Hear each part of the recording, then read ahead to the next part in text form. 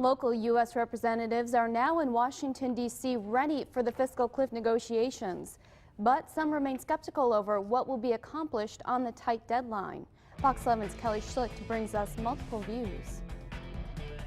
As the fiscal cliff deadline approaches, some of Wisconsin's elected officials in D.C. feel confident. Having talked to Senator McConnell after his meeting at the White House, he came away from that meeting basically stating that this is the first time that he's entered into serious discussions with this White House. Senator Ron Johnson told Fox 11 over the phone that feedback from voters is divided.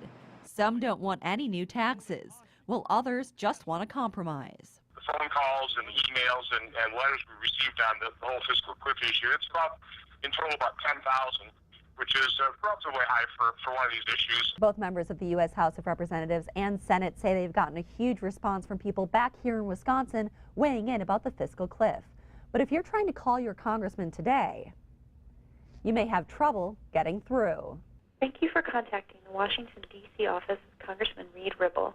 Sorry, cannot leave a message now because this user's mailbox is full. But I'm really glad to hear from everybody, and so the fact that there is this much interest, I think, is a positive sign. Congressman Reed Ribble spoke with Fox 11 by phone shortly after arriving in D.C. Sunday afternoon. He says he's not budging on certain aspects of a deal. And I've said all along that it needs to include everything. It needs to include revenue.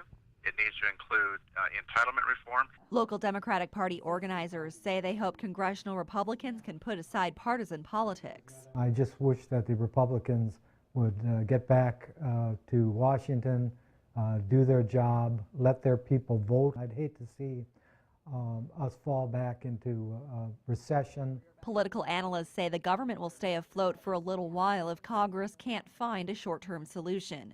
But finding a compromise would still be best for the economy. It's the small Band-Aid, get some small solutions done, and then really hammer out negotiations where more of the members of Congress are involved in this, and so that they know what they're voting on and they can take that back to the constituents in good faith.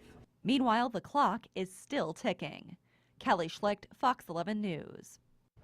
Representatives from Wisconsin say aside from the debt ceiling issue a few years ago, the fiscal cliff has garnered the largest public response from folks back home.